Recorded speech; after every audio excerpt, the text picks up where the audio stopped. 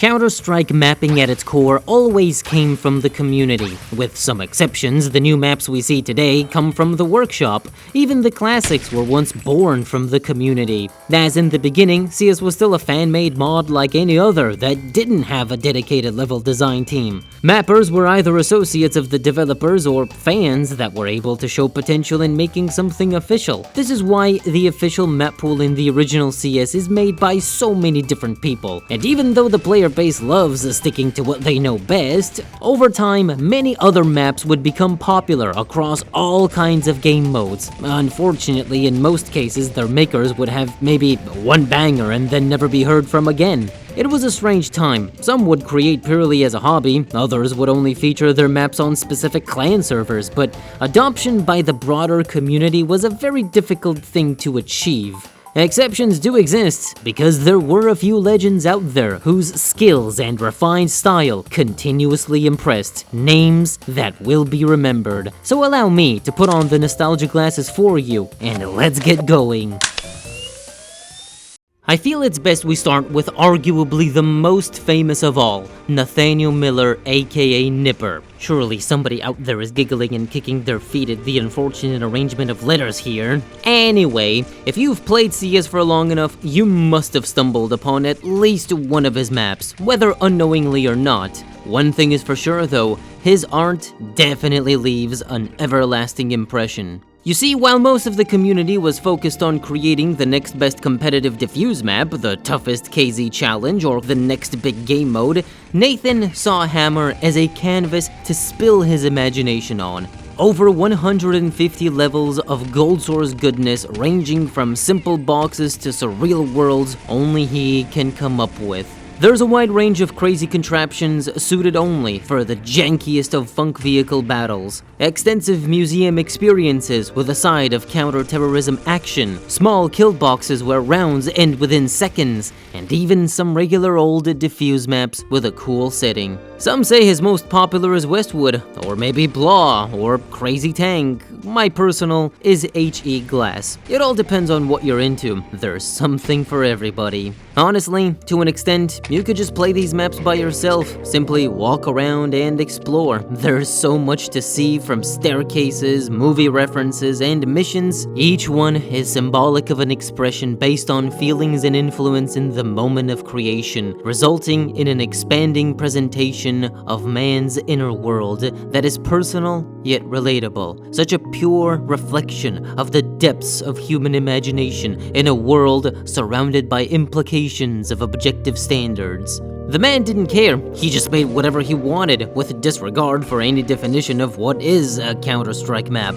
There's just a blissful childlike expression you really have to admire, all brandished with the signature Cherry Clan logo, which by the way is taken from the real candy box and it has nothing to do with anything Asian besides the candy being based on a fictional character whose creator didn't like the illegal use so it had to be changed. If not, then the Nipper logo is always there somewhere. So what was this Cherry Clan about? This brings me to the subject of chronology. I believe originally maps were made and played in private servers with friends, but expanded in the online sphere with his own GeoCities website. Pretty basic stuff, and most likely archive is a bit broken. There's another small website for the clan which anyone could join as long as its harsh conditions were met, and yeah, it was all about praising Funk Vehicle and playing Nipper maps. Later, a revised site was made with a different name, but better and more functional, including his servers. Externally, our main man and his clan were active on the Joe.2 forums. All this activity garnered a lot of notoriety and popularity.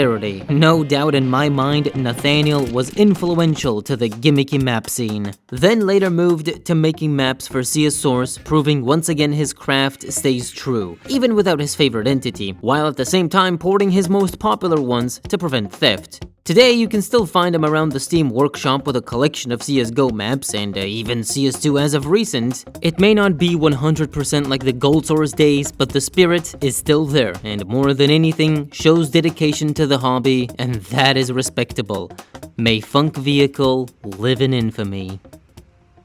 Next up, we have Squall. Oh, I'm sorry, is that name really not familiar? Well, that's kind of how it goes, but what about this? D Walmart, AS Crazy Tank Elite, FY Pulled A, Although his style looks similar to Nipper's, I find Squall's level design to be just as compelling and a bit different by making maps based on interesting real-life environments that haven't been seen before. There are also a few fun ones, including our favorite entity, but from what I can gather, Cat Butthole was the most popular out of these. Not kidding, that's the name of the map. A very basic idea to make a dark room with nothing else, but players loved it. Also just as popular was CS Grocery Store, one of the first, if not the first, grocery store based map, but definitely Squall's first ever published map from 1999. And it's pretty cool. But later around 2002, it was succeeded by DE Walmart. The details are still rough, but nonetheless I can see why it's way better. It's not serious by any means, heck, it isn't even a defuse map, but the small vehicles and tons of references like this MegaMan X4 projector playing opening stage 0 are a treat, plus the layout, despite looking maze-like, isn't hard to remember. But nothing ever beats the monumental success of Fight Yard Pool Day. Originally created because Squall really liked Ice World but wasn't very fond of its bland setting, so he made something more visually appealing. That worked out so well you can still find servers running it today across all CS games. There was a fan-made CSGO version, though I'm not sure if it was made with permission or not. It came with another edition that was switchable with the classic look, but redemption was achieved as the CS2 remake by the same person last year became part of CS2's arms race map pool. Hope it becomes permanent, it's been there for a while now. So what happened to Squall and his mapping prowess? As you've seen, it mostly took place during the ancient times before 1.6, had his own server and a sort of functioning website. He came back real quick to make an official source port of Pool Day to counter the fakes and has mostly moved on since then. Not much is known about him besides a few things listed on his old website, and I assume his name is Steve. He did have a recent comeback, releasing Xmas Walmart in 2021 for 1.6, with more to come, but nothing else so far. I'm still sitting here waiting for that Walmart's sequel. Oh, and by the way, he did make a Pool Day sequel back then called Pool Party, but it never really took off. I believe his hand in the modern remakes is simply approval. Personally, I've never come across many of his maps in 1.6 servers, but looking at his archive, DE Desktop is definitely my favorite. BrutesMaps : Volrath. Well, it's BrutesMaps, but that doesn't roll off the tongue. He was a very prominent community mapper who made some famous competitive maps, most popular being Tuscan, the Mill remake. Colin's journey into CS started a long time ago, around 2002, with the DE DAOs, then a few bite-sized aim/fight yard levels, and later proceeding to participate in contests, eventually landing opportunities to design maps for various organizations around the mid-2000s like CEVO, ESEA, and others. These endeavors were successful, as his remakes of old maps and other originals were popular in the pro scene back then. Same can be said about dedicated servers. Tuscan was a staple, almost anywhere that is in Dust 2 only. It's a classic. DE Ruska is another popular map of his that won a CEVO map design contest in 2005. Another winner was DE Kret 1, which isn't as remembered but still good. One I've talked about before is DE Forge, a remake of the fallen off Cobblestone. Though releasing fewer and fewer in between as time went on, BrutesMaps worked with GoldSrc well into 2010, ending his run with a revised version of Ruska. He did also contribute a few maps to Condition 0 and ported his two most popular to Source. His website archiving these past works is still here. Beyond CS, he became a level designer at Blizzard, having worked on WoW expansions, but left in 2021 after 8 years, and together with some friends, established Notorious Studios, working on an RPG called Legacy: Steel and Sorcery. As a last hurrah, Colin did assist Catfood with the second iteration of Tuscan in CSGO. We don't really talk much about the first one. It was alright, but didn't succeed. Anyway, this revision was favored so much, it became official. Then later, at least according to data-mined information, got purchased by Valve. His contribution to the competitive scene finally achieved recognition by Big Dad.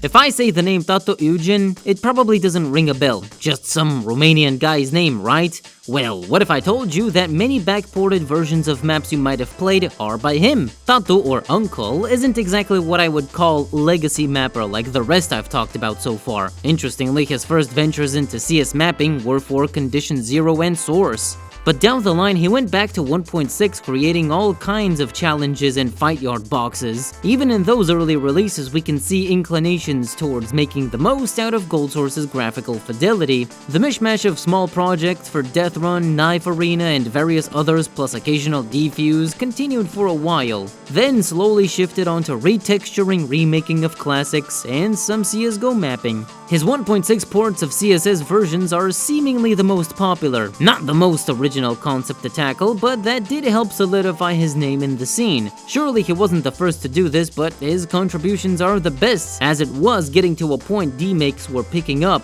Eugene's last couple of completed public projects returned back to making originals and even small maps for niche game modes around 2020. Since then, I can say he's still active online, but no news of anything upcoming.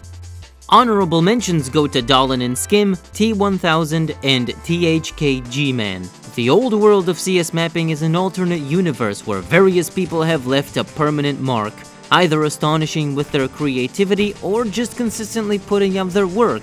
I'm sure there are more people out there I didn't mention, but for me, these guys are the most popular and influential. Level design is an art form, and the contemporary landscape of GoldSrc CS mapping still has a lot to offer.